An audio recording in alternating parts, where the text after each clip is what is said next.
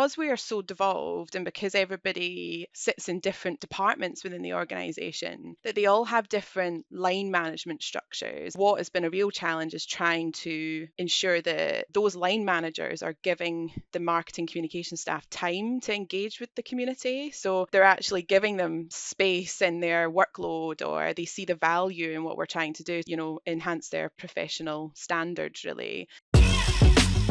Hey, welcome to the Higher Ed Storytelling University podcast, a show where we bring together MarCom leaders from both inside and outside higher ed to give you fresh perspectives on successful organic content creation and strategy in higher education. My name is John Azoni. I'm the founder at Unveiled, a video production company working specifically with colleges on their storytelling and commercial video content. You can learn more about our work at unveiled.tv. That's UNVEILD. And if creating content that resonates emotionally with your audience is a priority for you, then you need to be subscribed to the Higher Ed Storytellers Digest. It's my weekly newsletter where we cover a lot of ground about content creation and strategy in higher ed. So sign up for that for free at unveiled.tv/newsletter. All right, let's get on with the show.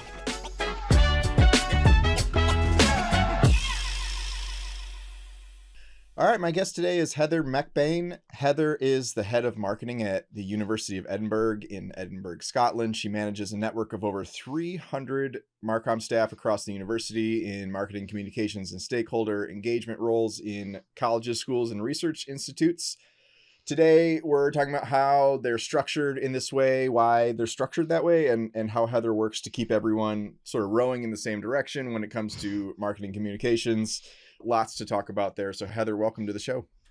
Oh, thank you so much. Delighted to be here and have the conversation about how we roll together. I'm managing one person right now at Unveiled. We have a new project manager. She's doing great, but I'm finding that that's hard for me. Yeah. Well, yeah, we'll probably come on to it in more detail later. But yeah, I don't manage them as such, but leading Right. and trying to corral in the same direction. But yeah, it's a big community here at Edinburgh. So yeah. Sort of coordinating this network of people. Yeah. So Heather, what's something that people might be surprised to know about you? So I very much succumb to this new year, new me thing that is actually really prevalent across education, no matter where it is in the world. And last year, I took that quite literally and sat in January and I thought, what do I want to learn more about? And I was thinking about all these courses, about, what I could upskill myself in. I just got really into drinking wine. So last year I did a wine qualification. I want to upskill myself in that area. I know, right? Well, yeah, so I took it into my own hands, and my mission last year was to get a qualification in wine. So I did that, and yeah, nothing to the extent of what we do at universities, but yeah, so it was all online and learn about different wines, different regions and things like that. So became a student for a bit, but in something not quite as extensive as a postgraduate master's program, but yeah, very into my wine, and I'm on the start of a journey, I think. But yeah, loved it when I went to Italy a few years ago on holiday, and it was one of those scenarios where we all got put on a bus and bussed out to a vineyard, and people from all over the world, so California, Seattle, Latin America, and no one said a word on the bus as we were going to the vineyard. It was all very quiet. And then a couple of vineyards later, all best friends sharing Facebook names and all that sort of stuff. So that's where my love for wine kind of kicked off. So yeah, that's something that you might not know about me from everything that you see on LinkedIn and other things. So yeah. I love that. That's probably one of my favorite responses to that question. Yeah, so I did in college, I did a semester in south of France in Aix-en-Provence. Lovely. And it was awesome. It was like just one of the best times of my whole life. And I got really into wine there too. I was 22, so I was newly, well, in the States it's 21. You have to be 21 to be legal. So yeah, I was sort of newly into the alcohol world, but what a good place to start in Provence though. Yeah. At 22. Yeah. Very classy. I mean, most people drink before they're 20. I legitimately did not drink until I was I was 21. But anyways, so I got into wine too. And like we had people in our little cohort at the school I was going to that knew about wine and would teach us stuff. And I don't remember a whole lot. The one thing I do remember is that red wine, it's not necessary. Like white wine is not green grapes and red wine is not red Yeah. grapes. It's like grape juice is clear, but they just put the skins of the grapes in the red wine. Yeah. I retained that. It's all about the different process. Yeah, but I learned that as well throughout my course, and it's fascinating. And even I think I got told off, but my wine tutor, we had a session at the start, and she was like, "What kind of wines do you like to drink?" And I was like, "Well, I actually like to drink this kind of wine, but chilled, and it's a red." And her Ooh. eyes were like, "Oh, what are you doing? No, no, no!" And she was like, "Well, everyone's got their preference," and it was just things like that I was like, "Oh, like trying different things that you'd never tried before." But yeah, Yeah. I'm definitely at the start of my journey. Friends are now asking for me to choose the wine if we go out for dinner, or coming over to the house and expecting fancy bottles of wine, not the not the stuff that you get in the local store. But yeah, so still so much to learn. But yeah, we'll combine it with my work. So it's Yeah. but it's a nice thing. So what would be your top recommendations right now? For wine, Yeah. oh, so I really like a Sauvignon Blanc now, which I didn't used to like, but I think that's quite trendy just now. People quite like and we call it in the UK a savvy bee. Well, Savvy bee. that's what Gen Zs, I think, Yeah. call it. That's what we call mental breakdowns, mentee bees. Mentee bee, yeah, yeah. Well, you can have both, I guess, at the same time. And but I really love a Malbec. I'd love to go to Argentina in the future and go and do some kind of wine tours and vineyards. And that's the one actually that I said that I like to drink chilled in the summer, and my wine shooter wasn't so impressed with that, but Okay. I still like it. So All right. Love it. Bonus question for you. How do you spell MarCom? oh, okay. So I do capital M-A-R and then capital C-O-M-M. Oh, so close. Yeah, We're but so I think close. there has always been a debate in Edinburgh, and that's what we've gone with. And also, it's Marcom, and then our department, the central department in Edinburgh, is called Communications and Marketing. So there's always been this kind of debate about whether it should actually be comms and marketing and what terminology you should use. But yeah, that's how I would go for it. But debate still reigns, I think. I did a multi-layer poll on LinkedIn about Uh-huh. how people spell Marcom, and by a narrow margin it was one M, and then how do you capitalize it, and it was overwhelmingly the capital C in the middle. So Yeah. I learned a lot, but it is very, I mean, the how you spell it, like there was a lot of people I respect on the 2M side of things. Oh, okay. Oh, good to know. So I'll go back to people with that one then. I'm a 1M'er. So Oh. anyway, all right. So give us a lay of the land of University of Edinburgh. How is MarCom structured? Where do you fit in? That kind of stuff. Yeah, so we are based in the capital city of Scotland, so in Edinburgh, and we're a member of the Russell Group. So that's a group of institutions in the UK that are, by definition, I think, research intensive. So, and a lot of them are historic institutions as well. So we have been around for over 400 years now. So very historic, very prestigious is what comes through on our kind of brand research. We've got around about 49,000 students. So Wow.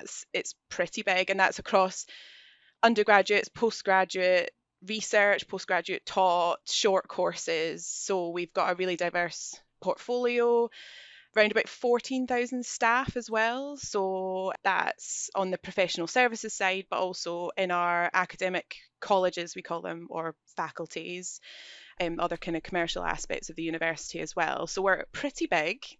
And in terms of marketing and communications, so we have a central communications and marketing team, and that has all the disciplines that you mentioned before, so marketing, communications, and stakeholder engagement. But we actually have more than 300 marketing and communication staff across the university. So that is not in our central team.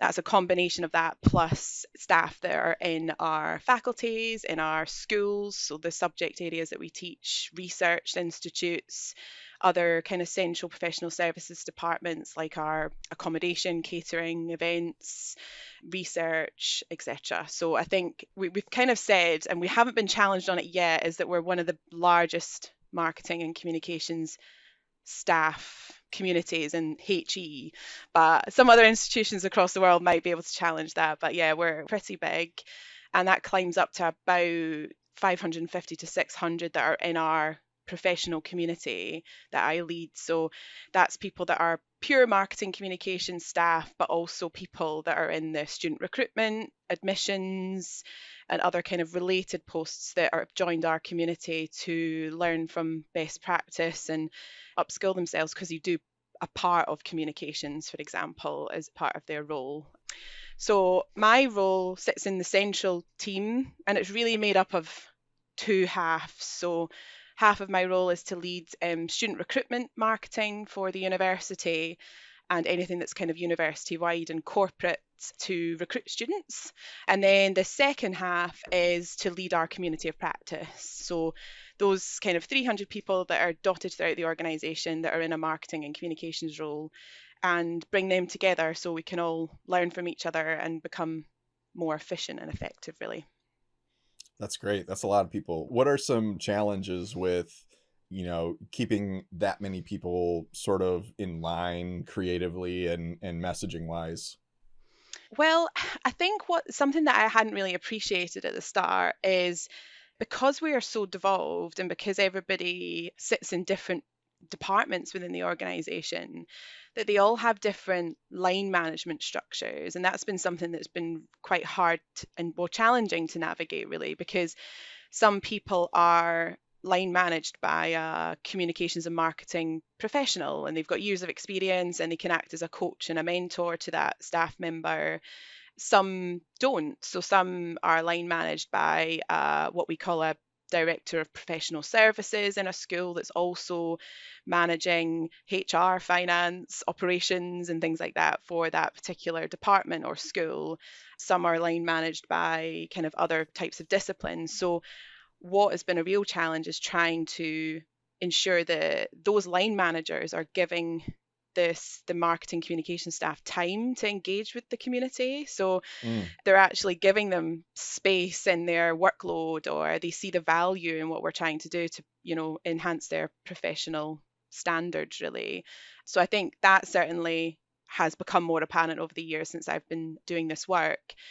Well, I say another challenge is probably just our size, that if you put 300 people together, there's inevitably challenge with making sure everybody's got the right information at the right time. And we've got quite a hierarchical structure, so there's quite a lot of layers in some areas. So making sure that decisions that are made in that marketing communication space are communicated appropriately to the right people so that they get actioned, or people feel informed of what's going on. Because we're so large, like sometimes the decisions can feel so like away from you, and actually you're not being informed so that you can actually make an impact on what you're doing. So I think that inevitably is just a challenge for us in having the amount of staff, but also them being devolved in that way. But yeah, I think that's probably our biggest challenges that we face. Yeah. So when you say line managers, you're talking about maybe someone that's over top of several other, MarCom staff that's kind of like managing for that department. Yeah. So in the central team, obviously, it's the people that are from marketing communications backgrounds are all kind of together. But in a academic school, for example, the marketing communications people might be sitting alongside the other professional services disciplines in a kind of smaller unit. So it might have HR, finance, student experience, student support all together. And then there's like the academic side of the school with all the teaching staff. So they actually might be line managed by someone that's not from a marketing background. So they might just struggle to understand where the marketeer is coming from, or just not understand fully the value and where it can have the most impact. And I think that's something that the community of practice that we've got at Edinburgh is really trying to address, and something that we've tried to actually build content for, because when, it was a couple of years ago now, we launched our student recruitment campaign, and we actually created a video not for our prospective students to kind of showcase this campaign. We created a video for the internal staff, and not even for the marketing staff, for their line managers, so that they could use that as a resource if they got challenged on why things were changing, while they were using different messages, while their creative look and feel of what they were doing was changing. They could point to this, really short video that explained that it came from the strategy, and it was all part of addressing user needs and all this sort of stuff, but it was in a kind of digestible format that a non-marketeer would be able to kind of get on board with. But it was in kind of a format that a senior leader could watch for a minute and get. So yeah, it's certainly something that we've become more aware of over time. Okay, great.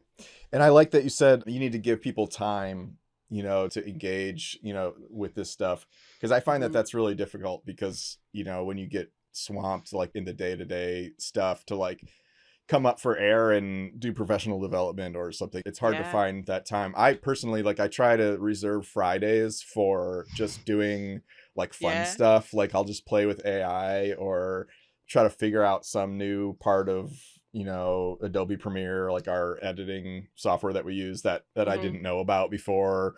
And I found like so many time saving little tricks and things like that in that time when you just give yourself time to play. But it also is it is very hard even for me to let myself have that time, because I'm like, I could be doing something, like I could be delivering something right now.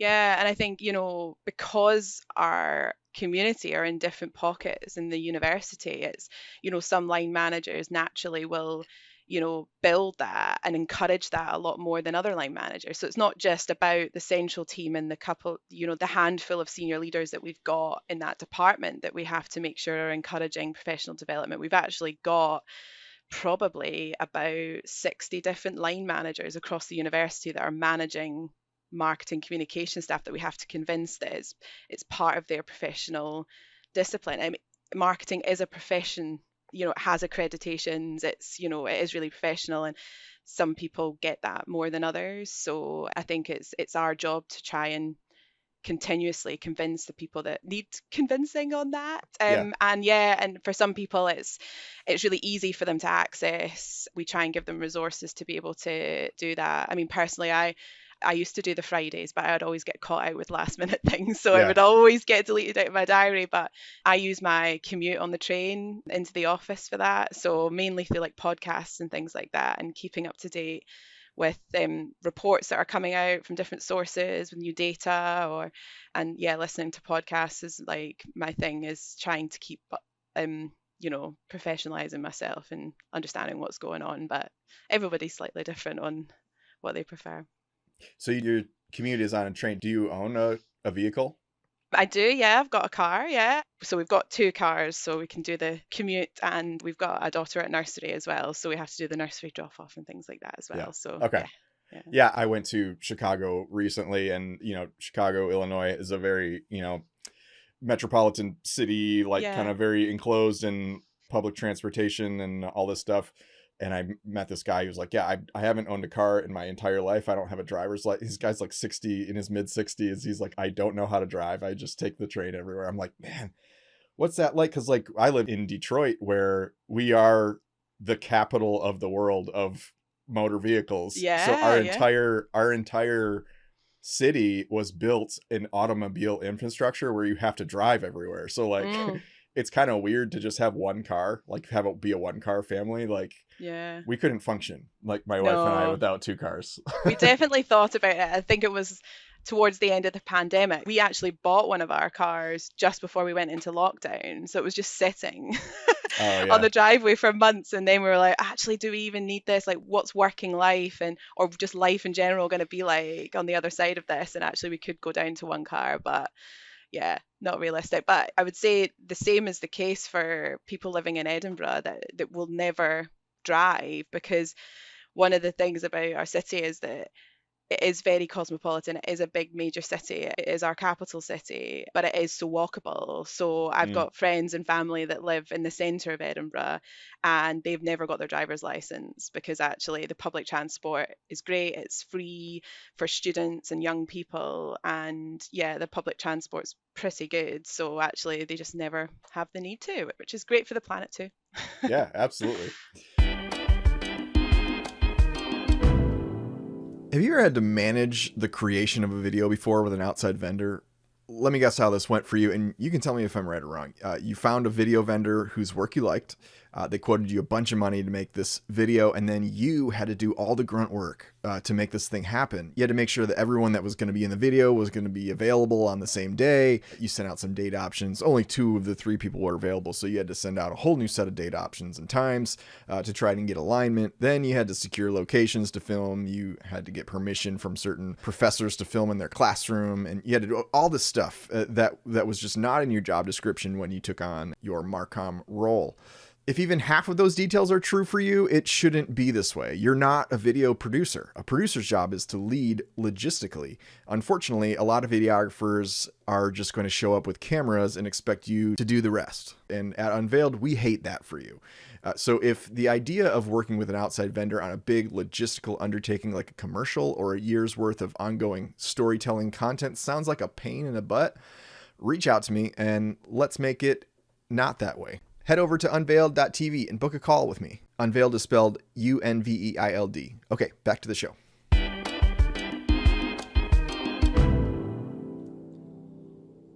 So, were you around when like this community of practice was like, did you see how things were before? Like, was it just kind of like, the Wild West of just people doing whatever they wanted, and then you guys were kind of like, okay, we got to rein this in? Or Yeah, I would say so. I think so. I joined the university in 2019, so it was about 6 months before the pandemic hit across the world, and I would say there was the kind of organic start of a community of practice of what we've got now. So there was a group of marketing staff across the university, probably about 20 to 30 staff, that would meet up every couple of months, and it was quite informal, and it was run by our central communications and marketing team. But as I say, it was very informal, and it was on kind of topics that were strategically important in the university, and it was basically to get everybody aligned. But there was definitely, it wasn't the kind of scale it is now, but there was definitely that appetite for people to come together and share, and also just feel a little bit less isolated in their role, because in departments and faculties and schools and things like that, sometimes we're experiencing, one person being the marketing and communications person. So they are doing all of that remit, and they're one person sitting alongside other professional services staff. So it can feel quite isolating and things. And, they're wrestling with these big problems to solve. And actually, there's people out there that been there, done that, or have some kind of insight or lessons learned to share. So it was certainly the start of something that I experienced when I came into post. And we then went into lockdown, and that totally changed the game for us, because what once was like the Wild West has been spoken about before. yeah. And during COVID, it kind of forced us all really to pull together and create consistency that once before hadn't. We'd always thought like that's the vision, that's what the aim that we're trying to do here, but it was never really, there was never the mechanics around about it to actually make that happen, because of our structure. But during COVID, it was, top of mind for our senior leadership team, which was, we need to communicate accurately, authentically, with empathy and all of these things during the pandemic to reassure our prospective students, in my case, but all of our other audiences, that we are here to support them throughout this, whether they can come and travel to Edinburgh or not. And what we very quickly realized, or we realized before that, was that everybody was communicating to prospective students. It wasn't run through one particular department. So we had no oversight or control over the messages that were going to these audiences, and that was a real wake up call for us, actually, that, we didn't know the information that they were getting, the accuracy of it, anything that was conflicting with each other. So, someone saying, don't travel to Edinburgh because of these lockdown restrictions. And then naturally they could get an automated email half an hour later from a system somewhere in the university saying, we look forward to welcoming you to Edinburgh. Yeah. And you go, oh my God, stop. So I think it was the pandemic really that highlighted the need for us to pull together. And actually the people that were maybe on the outskirts of the community looking in going, oh, I'm not really sure what's going on there. It's quite un-Edinburgh to do this, and everybody kind of works in their own unique ways, that actually they saw the benefit of us all coming together. And I was part of a group of colleagues that were really guiding the communications, giving kind of approved wording that had been signed off by our senior leadership team that people could use in their communications to prospective students, and kind of coordinating that central response to the pandemic. So that was really the pivotal moment where our community became what it is today, really. Okay, awesome. So how do you define and communicate a clear vision, for how marketing communication efforts should look and feel? And like, how detailed do you get in like setting those boundaries? Like, how much autonomy do you give people over their own work and the templates they create and things like that, versus how much you guys set boundaries there? Yeah, it's a really good question, actually, and something, again, we've learned a lot from over the last few years of this work. And I would say one thing is the organizational strategy has to come first. So if your work isn't aligning to that, then the question could be asked, well, why are you doing that, or why are you prioritizing that piece of work? So what we try and do as much as possible in our community of practice is point to what we have at Edinburgh, which is Strategy 2030, which kind of really clearly outlines the areas in particular for marketing, for student recruitment, the areas that we should be focusing on that have been set by our kind of leadership team. So that is our North Star, effectively. That's what we should all be working to. Our job in the central team really is to set the kind of standards for our brand. So we have the responsibility for that in the central team. So we need to make sure that all marketing and communication staff understand the brand, know who we are, how we speak, how we interact with people, so that they can use that in their work and we can create a level of consistency. And then I guess the other thing is that we set guidance. So there's some things, I would call them the non-sexy things, which is legal compliance stuff in the kind of marketing space. So GDPR, Competition Markets Authority stuff, that actually we set the guidance for that. So that takes up some of my remit, working with colleagues in the team, procurement regulations, all of that sort of stuff. So we set guidance for that, but we also set guidance for what we should be doing on social media, what we should be doing on creating web content, video content's another one. So we do set guidance, but there is a lot of freedom there, and rightly so, because a lot of our subject areas have different priorities. So some are looking to diversify their student intake into different markets. Some aren't looking to do that for viable reasons.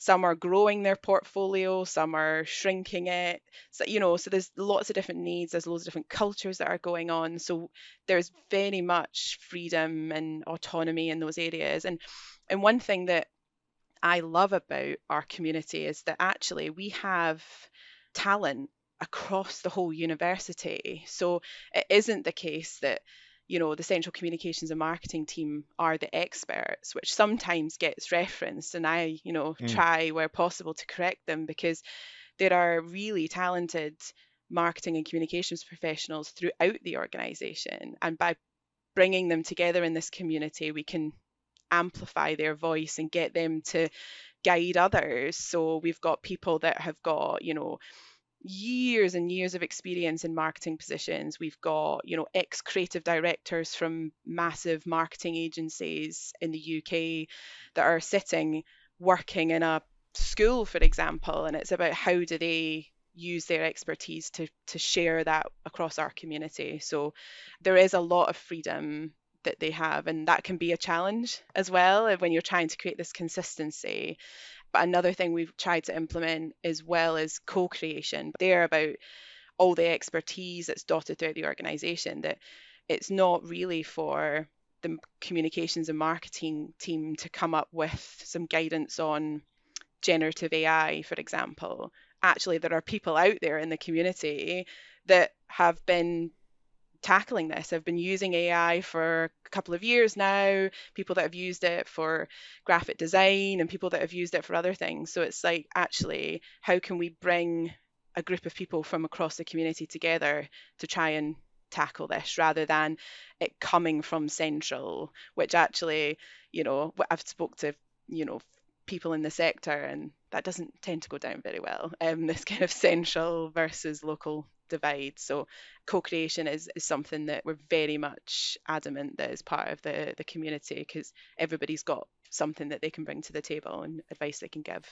Yeah, for sure. That makes it definitely a lot less like top down, Yeah. more like community focused in, managing that. Did you guys have any tools or programs that you use to kind of keep all of things and people in line? Is it like Slack or some project management tool or? Yeah, so we have a Microsoft Teams channel. So the university runs off Microsoft Teams. So we implemented that in 2021. So that's been running for a few years now. And that was a move from what was an internal mailing list. So we had loads of different mailing lists set up for marketing communications staff. And what we realized in particular during COVID was that we were doing lots of broadcast out to our internal staff community. So we were saying, here's some updated guidance on how to explain vaccinations to our students or whatever it was. But we weren't getting the two-way communication. So we weren't getting feedback on it in the way that we had hoped, or it was going to one particular person in the communications and marketing team, and it was ultimately their responsibility to share that. Whereas what we did was we implemented a Microsoft Teams channel, and obviously it's open to everybody. So it means that anybody can post in the channel. So communications and marketing central colleagues can post in when there's a significant update from the principal or a new piece of strategy, or there's a day that we want to mark, like International Women's Day or whatever, and here's the content that we're producing and things like that. So people can post in the channel, but we can see the reactions and we can see the feedback. So even down to things like, that link's dead, like it's giving me a 404 error, or it's things like that. But also we can see where things are landing really well for our staff. Like, I've just shared that, my head of school thinks it's brilliant, or we can see that, like, if it's resonating or not. But more valuably, we can see what the hot topics are. So one of the examples would be X, formerly Twitter, has been like the constant conversation over the last like couple of years, I would say. But we've been like allowed to, because of the Teams channel, allowed to see how that is playing out with our staff in marketing and people's different perspectives, because every so often someone will post in the channel about, what are we thinking in terms of, should we still be engaging with it, what should we be doing on the platform, that kind of thing. And it has evolved naturally over time, but we can see whether it's something that we think we need to build guidance on, whether we think we need to do a specific forum session on it, whether we think we need to escalate anything to leadership, whether we think we need to get a small group together to do something. But we can see the hot topics and we can see the debates that are happening, so we can address it with our staff before it potentially either escalates or it just becomes a real barrier to staff being able to do their jobs effectively. So that's been a huge benefit of having that channel. And I think, and really it provides us with content for our events and other things that we run in the community as well, because we can see what people are wanting to talk about in theory. So yeah, definitely. Like, one thing I've noticed in, sending out, email blasts in a newsletter format is that's not the place to create community. Because I tried to put a community of higher ed videographers together over the last year, and it started out as just because I was like in the groove of writing newsletters. So I'm like, well, I'll just make this like a newsletter for now and people can respond and, we'll share industry updates and things like that. And like nobody would respond to anything. Yeah. So it was like very hard to get feedback about like, is this helpful? Is this not helpful? Is there some other way we should be communicating? And then it just kind of snowballed to where I'm like, I can't actually manage like a whole, Slack channel right now. But I definitely find that like, yeah, people are reluctant to have a two-way conversation when it's an email blast. And it's you have to just kind of be okay with like, we sent the information and if anyone, responds, that's a bonus. Yeah. And I mean, when we moved from email to the Teams channel that we've got now, it was, it took some convincing of some staff because they were quite happy with this. I'll send this information out and actually I'll only get an email back if there's something significantly wrong with it. And actually they were worried about how time and resource intensive it would be to manage this channel. And I was, to be honest, because I was the one that leads the community of practice, and it was kind of ultimately me that drove this decision. And actually it manages itself. And the beauty of it is that what once was people coming to the central communications and marketing team and saying, I'm looking for a videographer to help with this project. Do you have any recommendations? They were coming to us in the central communications and marketing team to do that. And we were having to respond to those inquiries like behind closed doors. Whereas now, I mean, even this morning, we've had like similar requests into the channel, and actually I've not touched it at all. And we've had like replies immediately saying like, I would recommend this person, or I can send you a quote because it's something similar, or just a heads up about this supplier that they're not on our finance system. It's things that are removing that friction from your job, that everybody else actually has the expertise. It's not just the central team that does. So it makes the other people in marketing communications feel empowered, that their voice and their expertise really counts and matters, and they can help their peers, which I think is great for professional development as well. So yeah, there's a lot of chat. I think I was doing some evaluation work on it recently, and it was, there's about 15 to 20 new posts in the chat in the Teams channel a week. And that's a mixture of updates on projects or queries. So like, can you find a videographer for me? Or sharing best practice. Like, we've just found out that this campaign got X amount of applications, and here's how we did it. So it's a total range of things, but actually it keeps it really fresh, and it's almost like that thing of FOMO.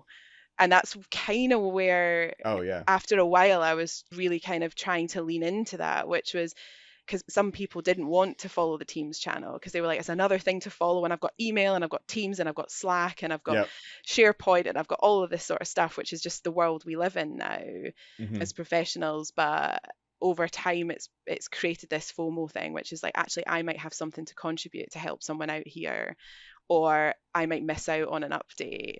And having it all contained in one place means that, I know some people have it in their diary, like every morning, like to check the channel because they might have missed something. So it's organically just become that kind of destination for people to check in on for marketing communication stuff. Yeah, I see both sides of it, because I'm definitely like, I love having a community to go to and ask questions. And in the video community, there's a Facebook community of like commercial directors and cinematographers and stuff. Like, they're kind of like producing video at a pretty high level, and we can talk about like industry things or contract problems that come up and stuff like that. But on the other side, like, I've been stressed by, like, my last job we had GChat, so like you would have just constant, like, everyone would need something like right now. And I'm like so like easily I mean, I literally have ADHD, so I'm like, it would just consume me all day. I would have to like turn it off, and then like, I'm gonna check this at 9 a.m. and then at like lunchtime I'm gonna check it, and Yeah. and engage for, 10 minutes and stuff like that. So yeah, it becomes something that you have to strategically manage within everybody's individual personalities of like how distractible they Yeah. are. But Yeah. yeah, the result of it is definitely super helpful. I've sort of had a resurgence of GChat because, I hired a project manager recently, and her and I have been doing all of our day-to-day communications over GChat. And it's really helpful to, to just like get a quick answer on something. But yeah, I mean, when you get a bunch of people in there chatting and needing stuff, then you got to sort of set some boundaries for Yeah. yourself. Yeah.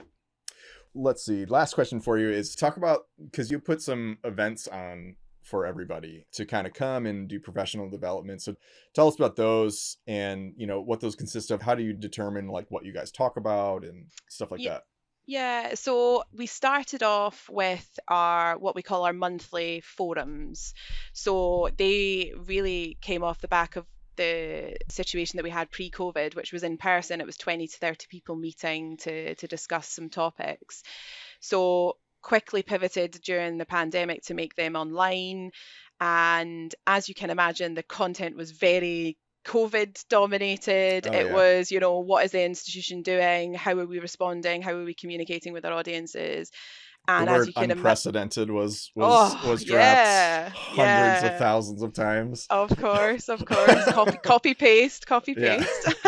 In these um, every team's message started with in these unprecedented times. I know when it gets wheeled out again, you think Yeah. like, oh gosh, here we go.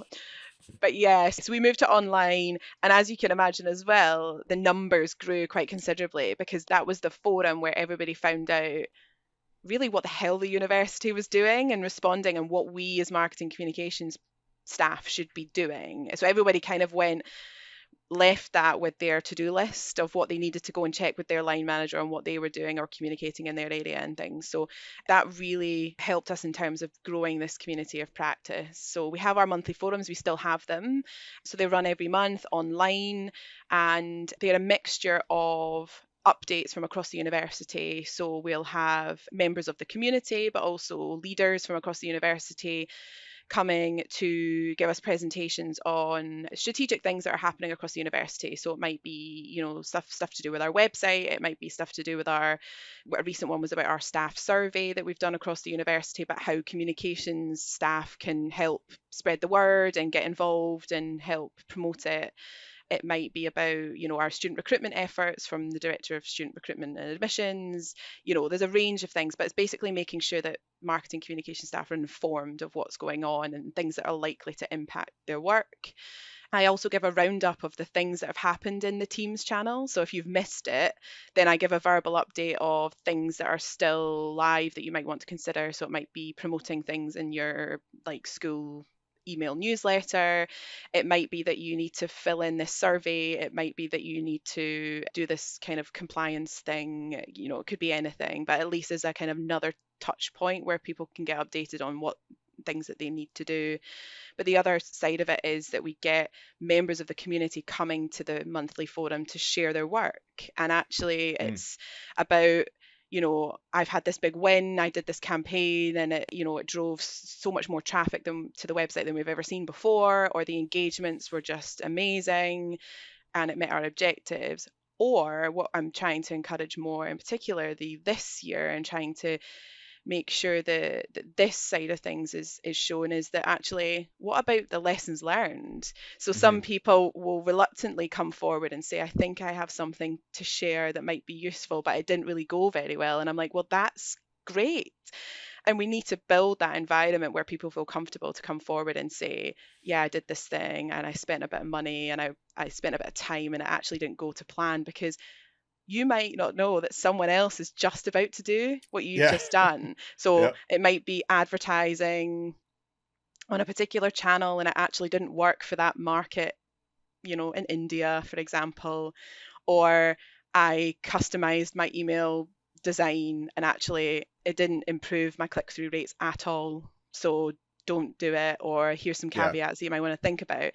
So it's about trying to make sure that all that intelligence and that insight is helping others and not just staying in a silo. So we still do those, and they're online every month. Something that we introduced last year was forum takeovers, we called them. So those were forums that were either online or in person on a particular topic. So we spent the whole forum on one particular topic because, as you can imagine, there were some things that were just rising to the surface that people were like, we need to talk about this. So one of them was generative AI.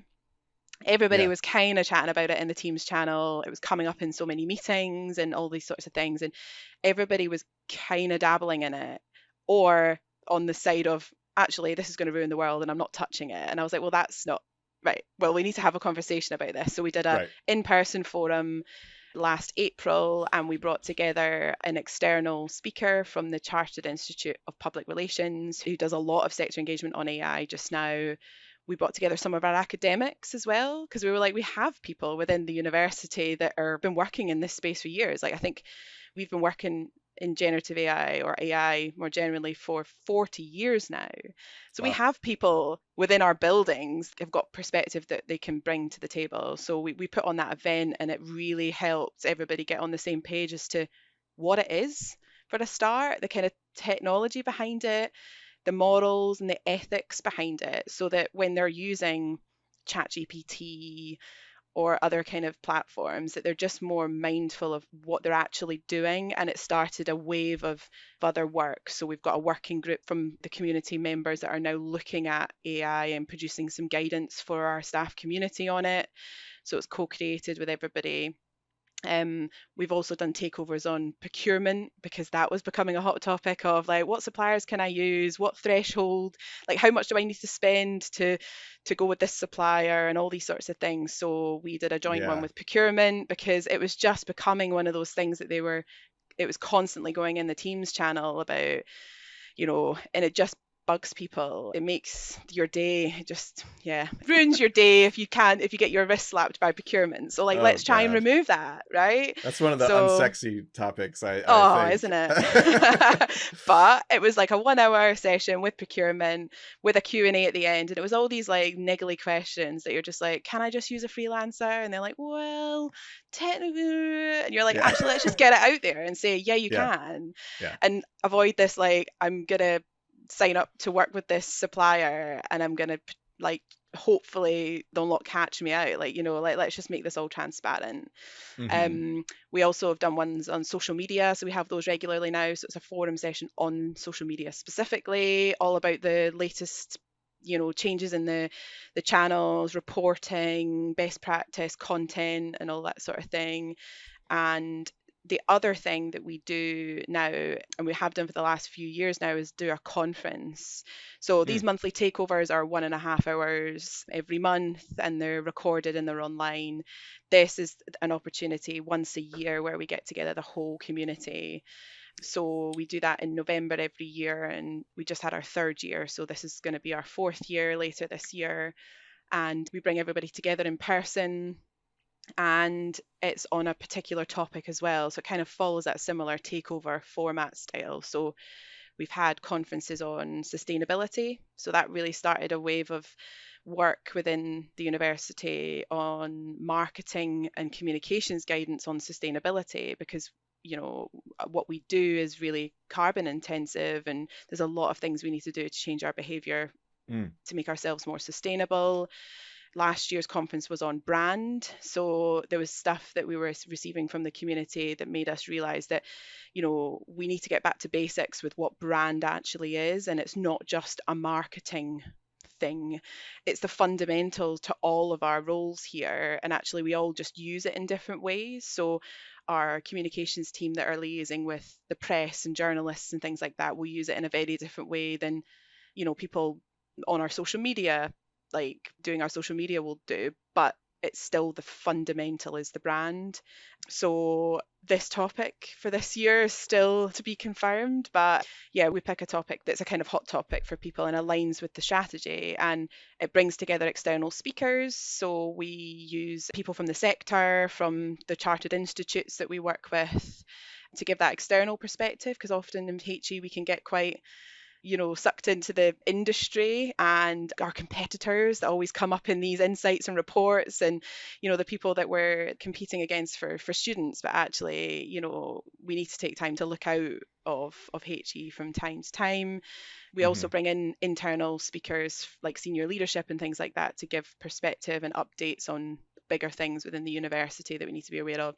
But also last year we implemented breakout sessions where our community got to share their work. So again, it's another opportunity in person where people can run people through a campaign that they did, and the lessons from that, or an initiative that they have run, and the kind of findings and evaluation from that. So it's all about trying to make sure the knowledge and the expertise is staying within the community, and it's going beyond just sitting in one department, and it's having a kind of bigger benefit across the institution, really.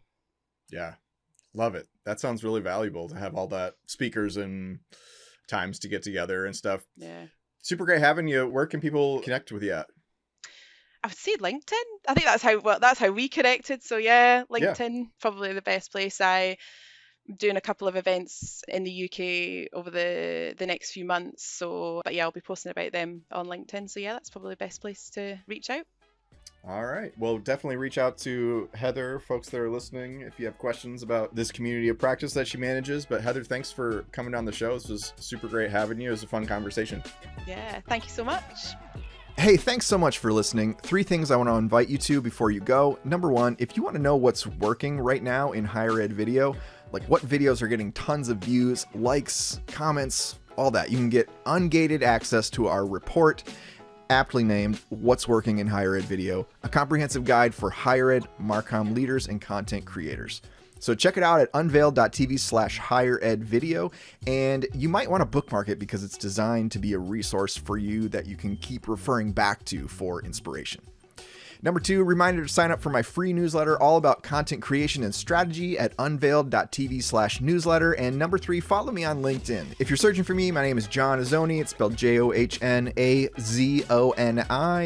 I'm on there all day, every day, for better or for worse, posting regular content and engaging with folks like you. So I'd love to connect with you on there. And with that, we'll catch you on the next episode of the Higher Ed Storytelling University podcast. And as always, I am cheering you on. Okay, bye.